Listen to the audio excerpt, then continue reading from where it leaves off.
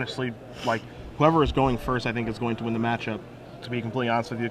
But like, I appreciate your honesty in these this matter. flames of the Firebrand change a lot. Like, I feel like they are much better than Brimstone Valley in this matchup. I think it's a huge upgrade. Yep. I got to read. I think Tyler, even though he's on the draw, I'll take Tyler. It's going to be real close, though. I got this one being 55-45 at best. As we see a Birds of Paradise there. Brian's off to a very nice start as we, I think... Oh, is that the flames? I think that's the flames that he just drew. And we have a mortar pot to take care of the bird right now, too. Go ahead and taste it. Yeah, he's like, you don't have to worry about giving me the germ token. I'm just killing the guy and getting in for 2. 55-45 in favor of zombies. Tyler moving down to 18 here. Yeah, this list is very looks very close to Stephen Hink's list that won the Open in Minnesota, I think 2 weeks ago. So we see another Birds of Paradise there from Tyler. He has the flames of the Firebrand. He has one singular copy of Murder as well. So it's very, very close to that list. Do you think we're going to see more Murder after the rotation? I mean, no Doomblade, no Go for the Throat. Well, there's the new one, though. As we see a guest verdict here, taking care of the Bird of Paradise. There's the new one. Ultimate Price. Yeah, Ultimate Price, which could be better. Or as Brian Kibler would say, the Iron Price. So we see another, Diagraph Ghoul here. So this is a good start here for Brian. Yeah, it is. This is a great start. This has everything he wants. He's got the Mortar Pod hitting the bird, guest verdict for additional action. Plus, he's even got the Mortar Pod Gravecrawler with another zombie combo, locking Tyler out. Now, obviously, Tyler can play bigger stuff, but he's getting, his life total is starting to get really attacked here. Now, if Brian can shoot the 1/1 and deal with the Golem, Tyler might be so far behind he's going to have a tough time catching up. And he has that Flames. And we do see a Cavern of Souls on human there, and Flames is going to just take care of the Golem token. We're gonna check it. Let me check that. Is that regulation? That is regulation. All right. And we're coming across with both. So I mean, he can trade with the Blades. He can trade in air quotes Blade Splicer for Gravecrawler if he wanted to there, but he opts not to. Learned something very valuable about a week ago about using air quotes. The way you denote air quotes in print is with quotes. Is that true? That's true. It's actually true. All right. The more you know. Diagraph Ghoul and Gravecrawler untapping.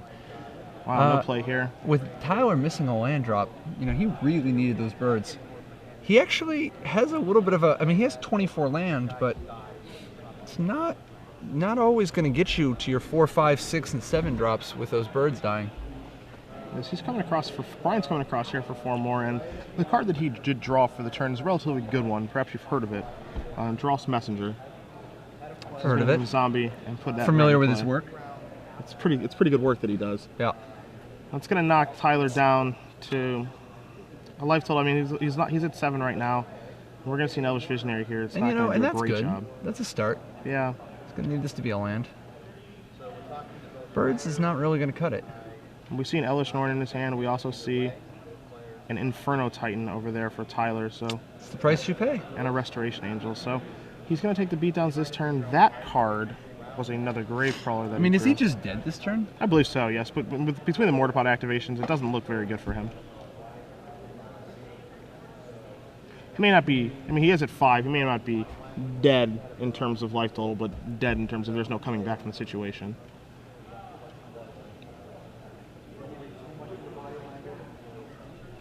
Yeah, because he can't even draw a Bonfire. Plus his Messenger, it's like inevitable. That Mortar Pot sure isn't hurting things.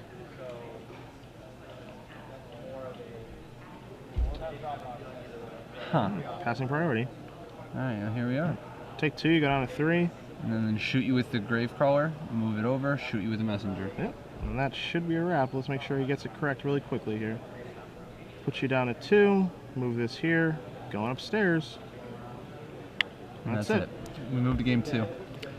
Tyler, looking to recoup some ground. He's got a lot of nice options in his board. He's got 3 Celestial Purges, a Fiend Hunter, a Thrag Tusk, a Huntmaster of the Fells, and that's probably the extent of it. Now, before we delve a little deeper into that, ooh. I know some viewers at home They want some premium. They want to be able to read your articles. A premium? The good stuff. I like it. The best stuff. All right, so here's a trivia question. If you get the trivia question right, and you happen to tweet it at us at SCG Live, hashtag SCGLA, and you're randomly selected. I think we're going SCG Premium. Careful. Hashtag SCG Premium. The trick. Careful. For level 1, listen to all the instructions first, then complete the test. Okay. All right. Next instruction. Hashtag SCG Premium and SCGLA and at SCG Live. You have to have all that stuff. And at the Peach Apin. No, well, you don't need that. You can do that if you'd like. You don't need that. Okay. And if you do all these things and answer the question correctly, what are the initial... Okay, they say the SCG Premium is the only thing needed, but let's get this party started. The question is, what are the initials of Michael Flores' new, I guess, audio book training course? The whole thing. It's on the front page of Star City Games. Okay. Like, oh my God, you would not believe how easy it is to find if you look. Check it out. Are you serious? It's that easy? Yeah, check it out, Oh man. my What are God. the initials that we're looking for? Hashtag SCG Premium at SCG Live. Holler. Oh, we're not cutting away? No. You go reaching. You think we're off reaching for that Mountain Dew. But we're not. We're not going anywhere yet. Talk to me about the sideboard of Mr. Zombies over here. Well, Mr. Zombie, man, if he draws like that, it's going to be pretty tough to beat him. But he's also... For him, it's really about keeping those mana dorks in check before they get out of control. He has 2 Pillar of Flames in his sideboard that can keep the birds and the Evanston Pilgrims in check, to go along with 2 Liliana the Veil, which are relatively good to go for the throat if he wants to take that route. Also a Doomblade as well. 2 Phyrexian Obliterators are 2 cards that interest me. They seem a little bit worse on the draw than on the play. Just by turn 4, it's a little bit slow. But I think those are the best options that he's going to have available to him. As you guys see, the sideboard's on the screen right there. And did you say Doomblade and go for the throat? I did say Doomblade and go for the throat are 2 cards that he can potentially move in as well. I mean, it really depends on what he wants to board out, to be honest with you. I don't think that Geth's Verdict is great in this particular matchup. Murder may cost a little too much. I could see him wanting to cut back on the Geth's Verdicts, replace him with some Doomblades, go for the throat, and Pillar. I don't think he's going to bring in the Liliana, just like the Edict type of stuff. It's like, it's okay, but it's so, like, it gets so messed up by things like Elvish Visionary and Blade Splicer and Borderwind Ranger that I think it's just too risky, you know? Plus on the Either draw way, he's got a lot of options. On the draw, a little slow, too. For sure. And he wants to come out fast like he did game 1. If you can keep those birds under control, the mana base in this Naya deck's not bad, but it's a little, a little tenuous. Relying on Gavoni Township and Cavernous Souls in a 3-color deck with 8 basic land, it's like, a little dubious. And part of the reason that the pot deck is so good is just be able to play its threats ahead of schedule. Yeah, it wants those birds and those Evanston Pilgrims. 4 birds, yep. Plays similar to the Fires Yava Maya deck in years past. Not nearly as explosive, but the same idea. You can see it. What are the, are those some of the SCG sleeves? Those are once you go black. But because he's playing zombies. So you get it, it's a joke, see, it's a funny joke. Because he's playing zombies? Yeah. So like, because he's dead, and now he comes back from the dead? Yes. And like, once you're undead, like that's it? Yeah, you can't go back to being just dead. Huh. Is that true? No, I don't even think that's true. Flavor Police. Flavor Judge? Flavor Judge. Shout out to the Flavor Draft crew. Everybody who's, it's just like, it works like a regular draft, except that all rules disputes are handled by Flavor.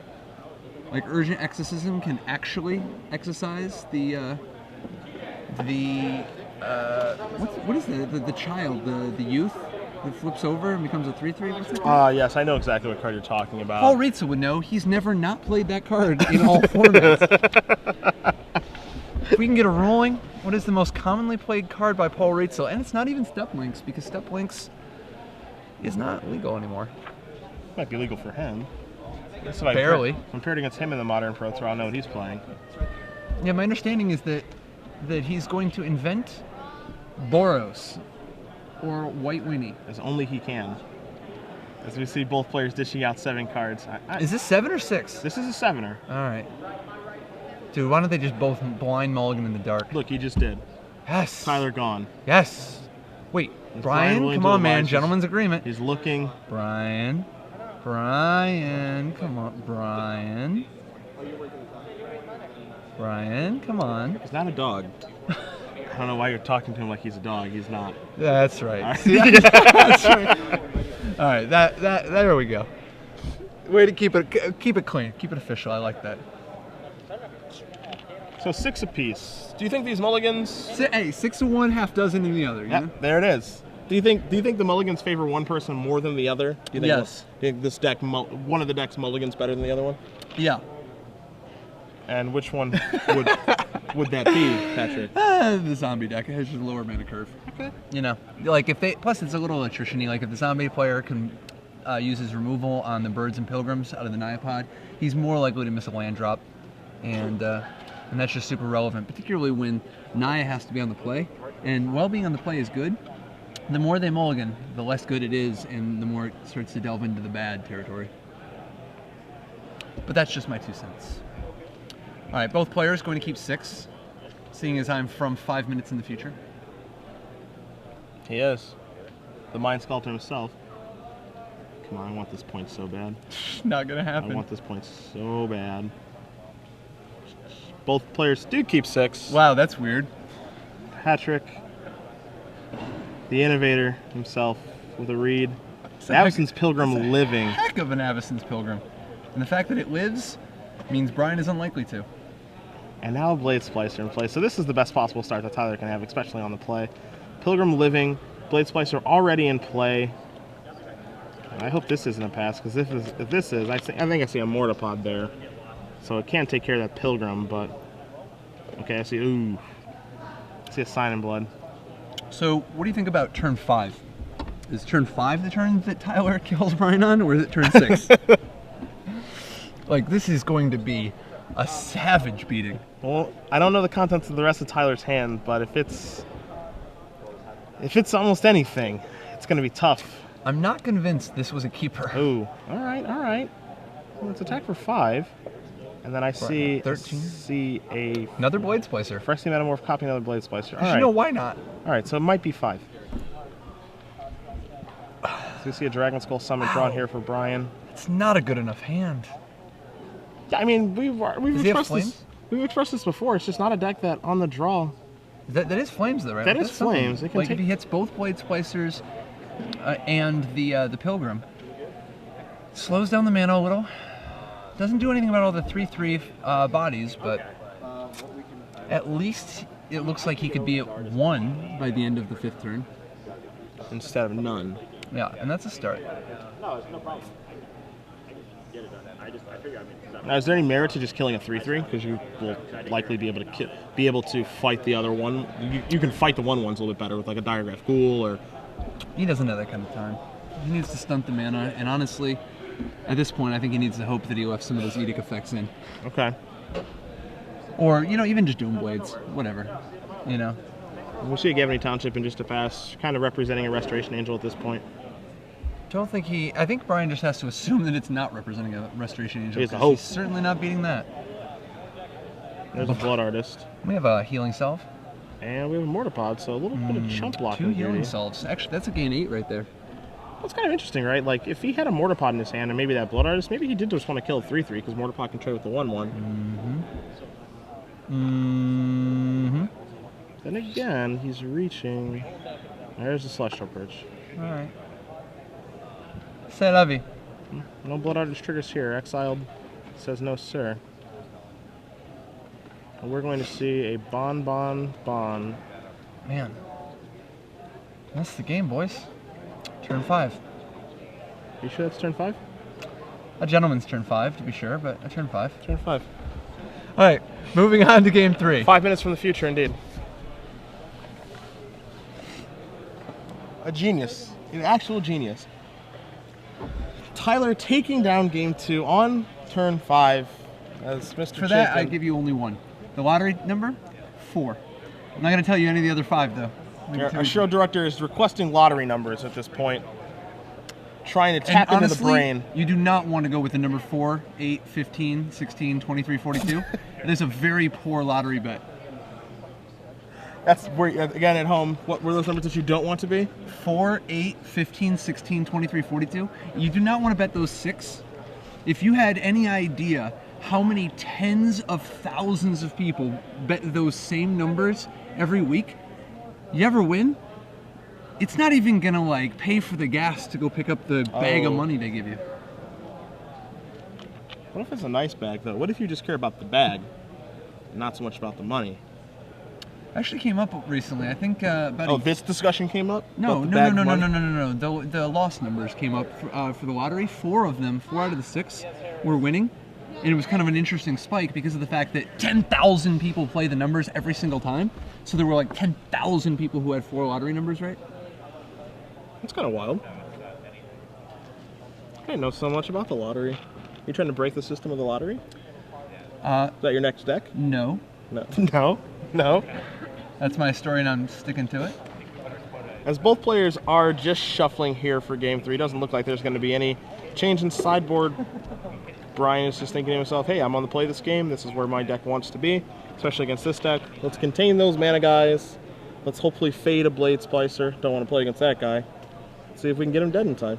You know, there's a woman who has a degree in statistics who won 3 7-digit lottery jackpots on scratch-off tickets.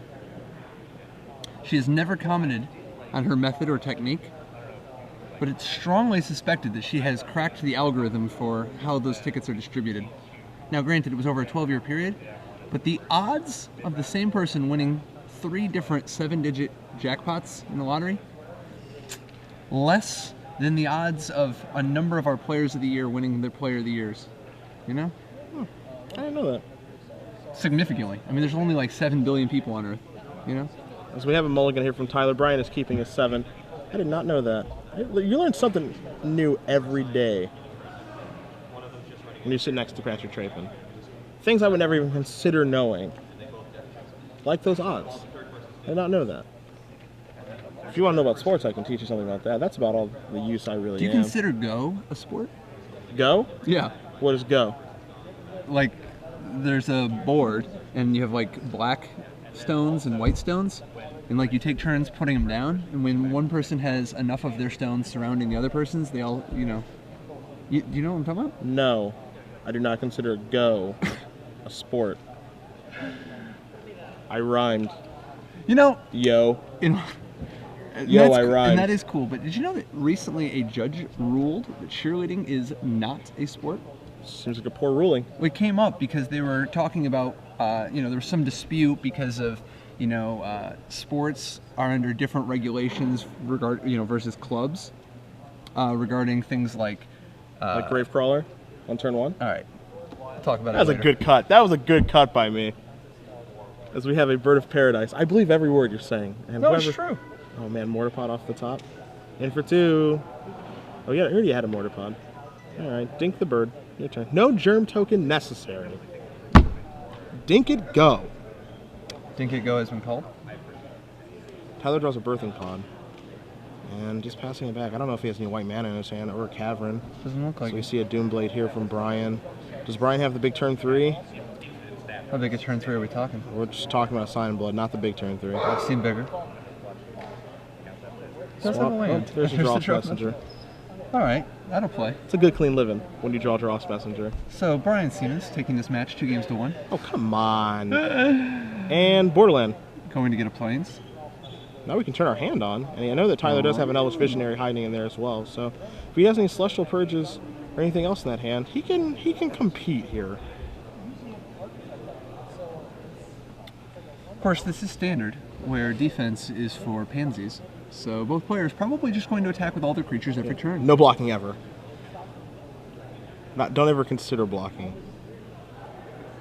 Do you remember when people used to play like card advantage and like 2-for-1s and targeted removal? Yeah. Gold Medal Stalwart. The good old days. Knight of Meadow Grain. God, Gold Medal Stalwart was a nice one. I loved it so much when they tapped 4 for Gold Medal Stalwart. And then I would just tap 4 for Cryptic Command. Are you trying to remind me of the Pro Tour? Is that what you're trying to do? Dross Messenger. It happened on camera, man. Dross Messenger and Gravecrawler with the Mortar Pod for the machine gun action. Tyler needs to get some something going here. Why are you Cryptic Commanding a Gold Medal Stalwart? Because I can. The best reason. Just leave him alone. As we see the Plains, hitting play, and all right, there's the Blade Splicer. So I'll block with my Plume Veil. Please don't. We Block with my Plume Veil. definitely have a game in front of us now. Blade Splicer can turn things around in a hurry. I see Mr. Blood Artist. Gonna have to untap that. Okay, all right. All right, let's keep. Now we're gonna play our Blood Artist, and now we're going to play a Doomblade on that token. Taste it. That's one. Drain you for 1. All right. So Brian's going to move to 19, Tyler's going to move to 11, and attacks are definitely favorable in this spot. And Blood Artist is going Doesn't to... look like he's gonna attack though. Oh, that's weird. What do you know he does? Blood Artist is going to do his thing. Sit there as a... It may look like an L1, but it's actually just an enchantment that you can... Off to the side. Yeah, just off to the side in the enchantment area with Mortar Pod. In the do you got a bonfire? No. All right. It sucks. So what do you think? Does Tyler block the messenger here? Figuring he's gonna have to just draw the bonfire, so it'd be better if the messenger already had the +1/+1 counter on it. I don't hate that. I mean, it depends on the other cards in his hand, but I really don't hate that. He has to get that part of the game over with at some point, right? Yeah. Besides, like if his Borderland Ranger blocks the messenger and the Blade Splicer blocks the Gravecrawler, then if he can deal with that the messenger, there's no zombie to come back for the Gravecrawler. He could actually come back. I mean, does he have Celestial Purge? He does. He has 3 Purges in his deck. That's some outs. Yeah. I mean, right now, if he were to do the exchange that you're talking about right now, he would take 4 from the Blood Artist, would knock him down to 7, 2 from the Messenger, knock him down to 5. It put Brian at a healthy life total, but at this point, Brian's life total is not terribly relevant because Tyler needs to stabilize. But the question is, do you think he can win from 5? He might just not want to hit the messenger, just figuring he's going to purge the. He's going to draw a purge. No, I guess not. He's not too sure. This looks like his hand is Cavern of Souls and Elvish Visionary. So he's going to need a good draw this turn for sure. The way that he's considering things, it makes me feel like he may have a Restoration Angel if that Blade Splicer's not moving up right now. And he might just want to be hedging. So this is going to be a total of 4. 2 from the Blood Artist, 2 from the Drawless Messenger, knocking Tyler down to 7, Brian up to 21. And he's just going to pass. I mean, his board is... And actually 2 from the Messenger. Excuse me, 2 from the Gravecrawler, too. So that's 6. Knocking Tyler to 5. I'm just passing the turn. And a bonfire. You... Is that... Something about 5 minutes in the future... And I don't know why you even have me come when he's here. As Blood Artist actually... It's going to knock It knocks Tyler down to 2. I mean, it's still not great spot. Obviously, there's a Mortar Pod. There's a Mortar Pod just in looming. Play. Tyler at 2. I hope Tyler remembered his Manic Vandal.